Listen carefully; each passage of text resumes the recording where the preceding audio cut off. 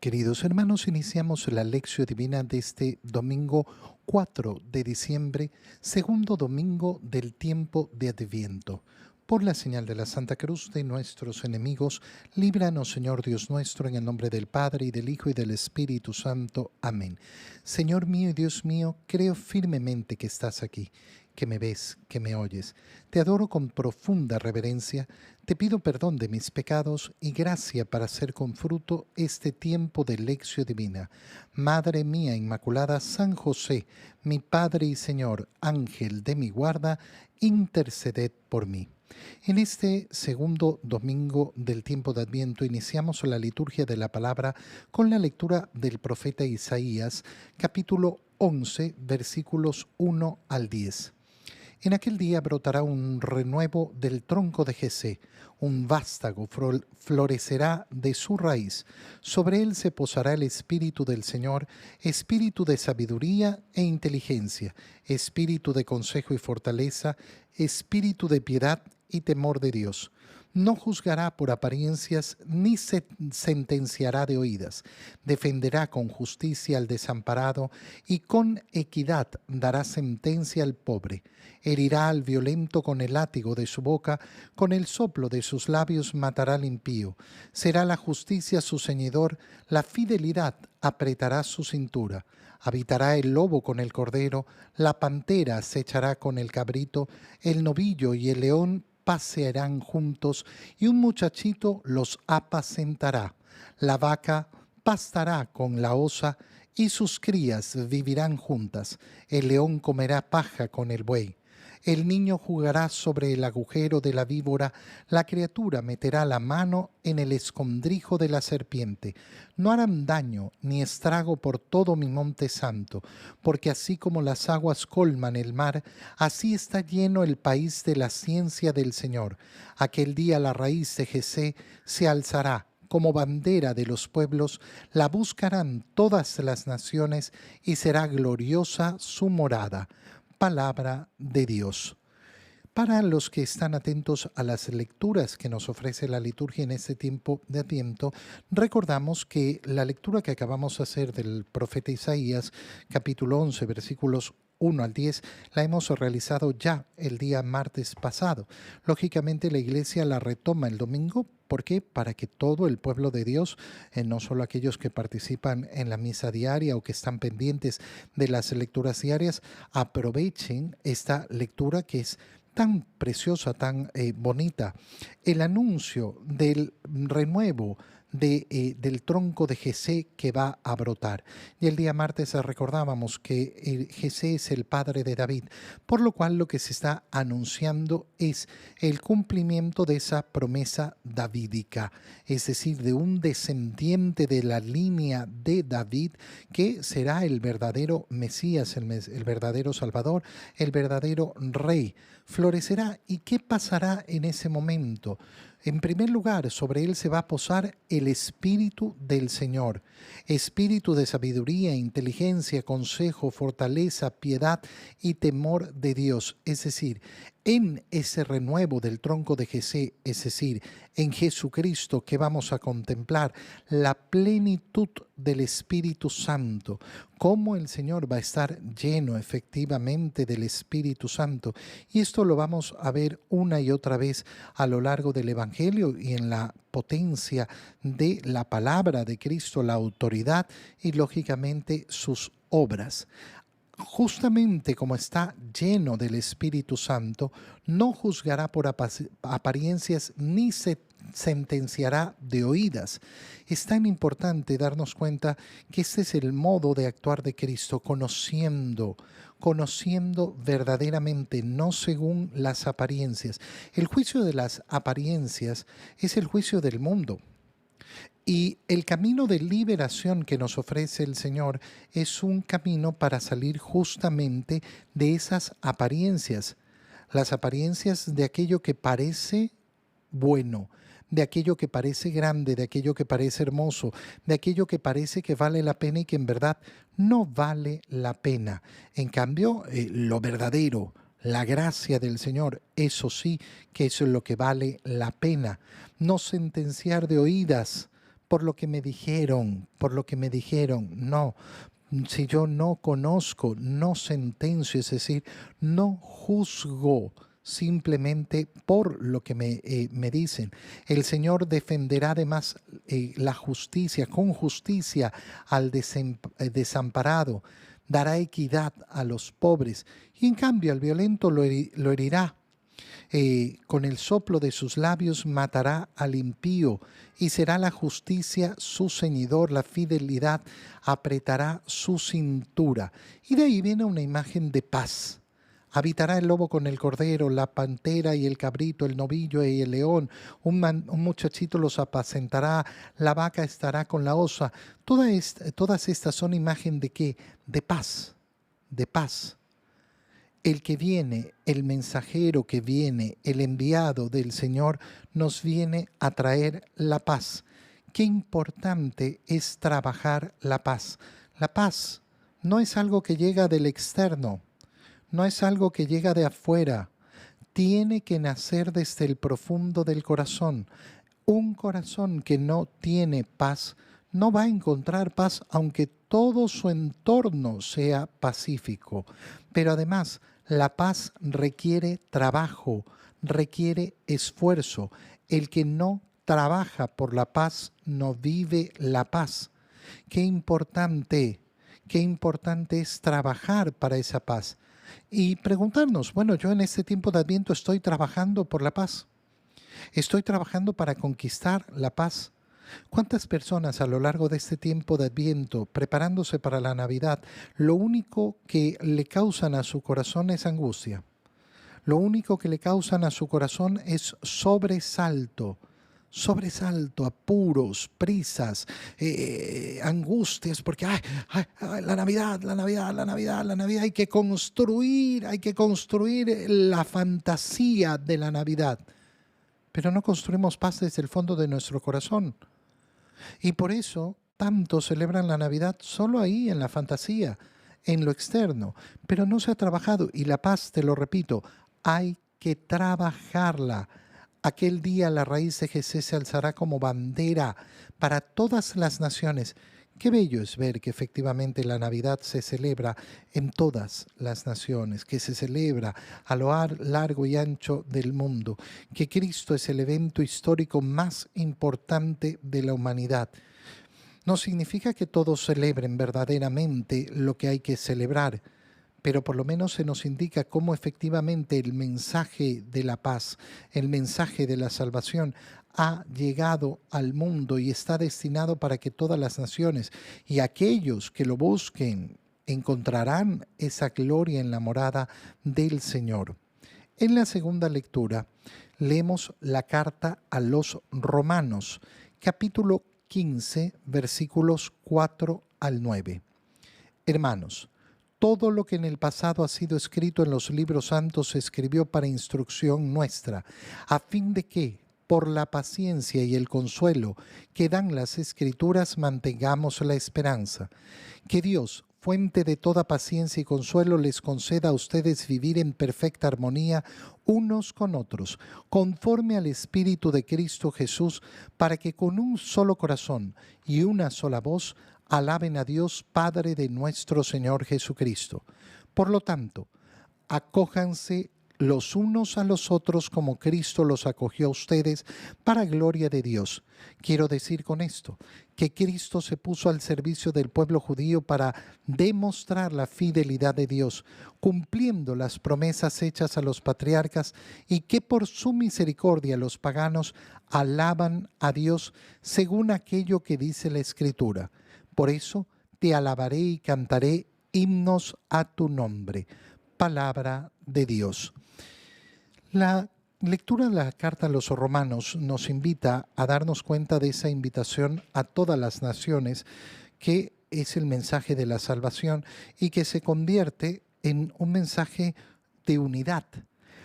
Todo lo que en pasado ha sido escrito en los libros santos se escribió para instrucción nuestra, para enseñarnos, no para que sea letra muerta. Todo el Antiguo Testamento no es algo que nos sirve, sino todo el contrario, está ahí para nuestra instrucción, a fin de que, por la paciencia y el consuelo que dan las Escrituras, mantengamos la esperanza. Qué bonitas son estas palabras.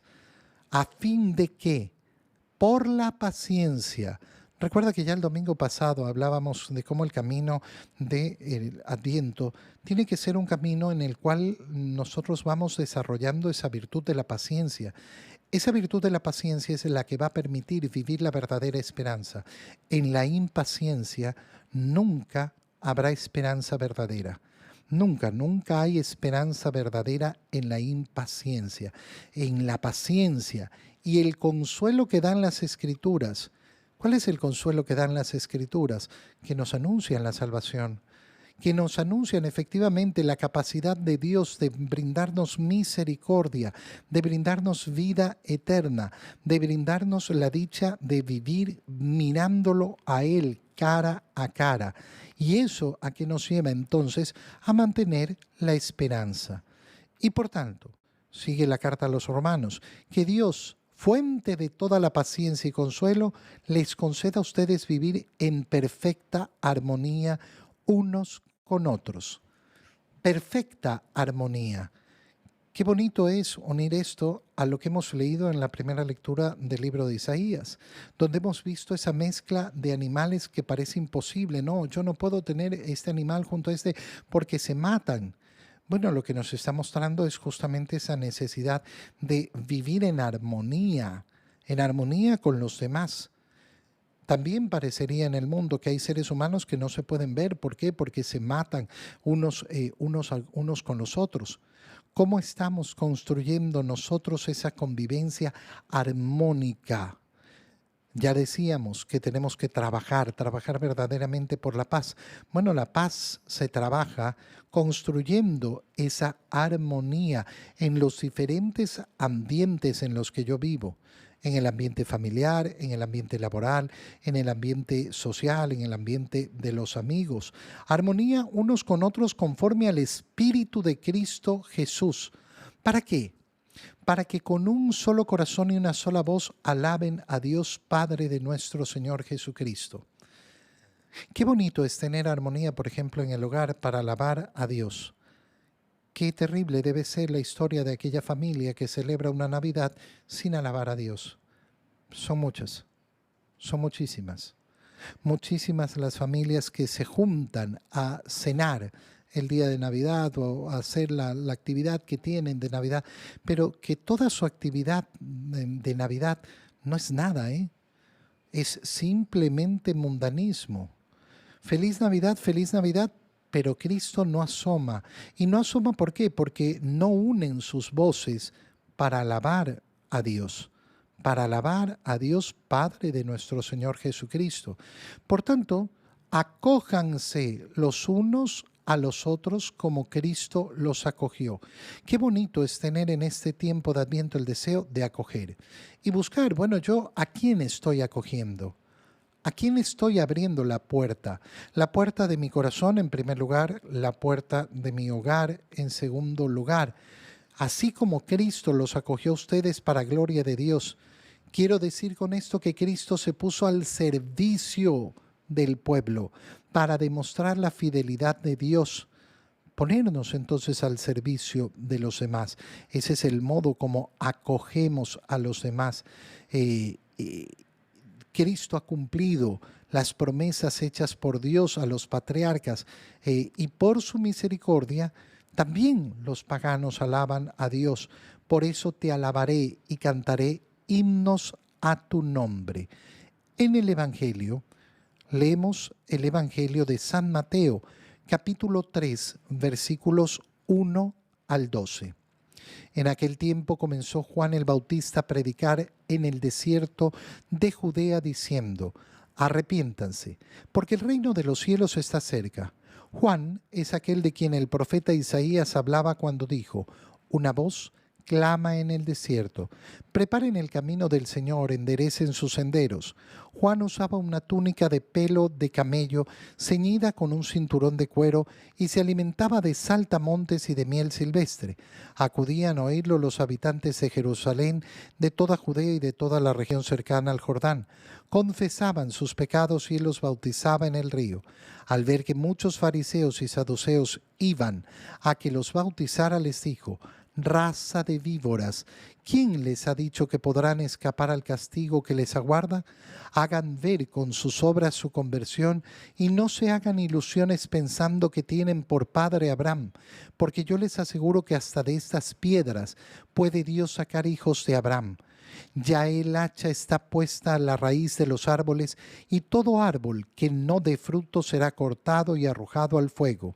Yo los bautizo con agua, en señal de que ustedes se han convertido, pero el que viene después de mí es más fuerte que yo, y yo ni siquiera soy digno de quitarle las sandalias. Él los bautizará en el Espíritu Santo y su fuego. Él tiene el bieldo en su mano para separar el trigo de la paja, guardará el trigo en su granero y quemará la paja en un fuego que no se extingue. Palabra del Señor. Este segundo domingo del tiempo de Adviento nos hace siempre mirar la figura de Juan el Bautista. Es importantísimo mirar en el tiempo de Adviento a Juan el Bautista porque es el precursor del Señor. Y entonces al ver la acción de Juan el Bautista estamos viendo justamente esa preparación para la venida. Juan fue enviado al pueblo justamente para prepararlos para la venida del Señor. Entonces, si yo en este tiempo de Adviento me quiero preparar para la venida del Señor, qué cosa mejor que contemplar esa predicación de Juan, esa acción de Juan. Nos dice Mateo que Juan empezó a predicar diciendo con claridad: arrepiéntanse, el reino de los cielos está cerca. Arrepentirnos de nuestros pecados.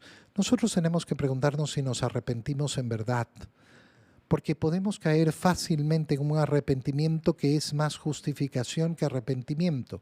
Arrepentimiento es asumir la responsabilidad mía, solo mía, de mis actos. Nunca puedo yo tomar los actos de otro, ni hacerme cargo de los actos de otro, pero tengo que saber tomar mis actos, ser responsable de mis actos. Arrepiéntanse, porque el reino está cerca. Juan es aquel de quien el profeta hablaba diciendo: una voz clama en el desierto, preparen el camino del Señor. Es decir, el Evangelio de San Mateo nos muestra inmediatamente cómo en Juan se están cumpliendo las Escrituras y cómo Juan vivía de una manera sumamente austera. Usaba una túnica, un pelo de camello ceñida con un cinturón de cuero, y contemplar esa vida de Juan nos hace pensar que en este tiempo de Adviento nosotros también tenemos que buscar restringir las comodidades de nuestra vida, hacer penitencia y preparar entonces el alma a través de la penitencia para una oración verdadera, profunda. Acudían a oírlo los habitantes de Jerusalén y de toda Judea, y se confesaban sus pecados, y él los bautiza en el río. Siempre es bueno recordar que no es el bautizo que hemos recibido tú y yo, es el bautizo de Juan, un bautizo de penitencia. Pero Juan, al ver que muchos fariseos y saduceos iban a que los bautizara, les dice con mucha fuerza: raza de víboras. Raza de víboras. ¿Y por qué? ¿Quién les ha dicho que podrán escapar al castigo? Hagan ver sus obras con su conversión. Y no se hagan ilusiones pensando que tienen como padre a Abraham. Dios puede sacar hijos de Abraham de todos lados. No hay una condición, entonces les está diciendo Juan, preestablecida de salvación. Son tus obras. Tus obras. Tus obras son las que hablan. Tus obras. Yo soy católico, yo no sé qué, yo no sé cuánto, yo por aquí, mi mamá era una santa. Tus obras, las tuyas, esas son las que van a medir tu vida ninguna otra. El hacha está puesta a la raíz de los árboles. ¿Qué significa esa expresión? Que ya está todo listo para ser cortado, para que lo que lo debe ser cortado, sea cortado. Y Juan, de nuevo, explica, yo los bautizo con agua en señal de que ustedes se han convertido, pero el que viene después de mí es más fuerte que yo. Yo no soy digno de quitarle las sandalias. Y Él los bautizará en el Espíritu Santo. Mira qué importante cómo Juan ha puesto claridad en la diferencia que ya mencionábamos. La diferencia entre el bautizo de Juan y el bautizo de Cristo, que es el bautizo que nos ha convertido en hijos de Dios. Y Juan con humildad reconoce Él. Él es el que tiene el bieldo en la mano para separar el trigo de la paja. Guardará en su granero el trigo y quemará la paja en un fuego que no se extingue. Él es el que va a determinar efectivamente esa existencia de cada uno de nosotros en la gloria o en el infierno. Y nosotros por eso en este segundo domingo de Adviento ponemos nuestro corazón en esa conversión. Queremos ser llevados no al fuego que no se extingue, sino al granero del Señor guardado por Él. Te doy gracias, Dios mío, por los buenos propósitos, afectos e inspiraciones que me has comunicado en este tiempo de lección divina. Te pido ayuda para ponerlos por obra. Madre mía Inmaculada, San José, mi Padre y Señor, Ángel de mi guarda, interceded por mí. María, Madre de la Iglesia, ruega por nosotros. Queridos hermanos, un feliz segundo domingo de Adviento para todos.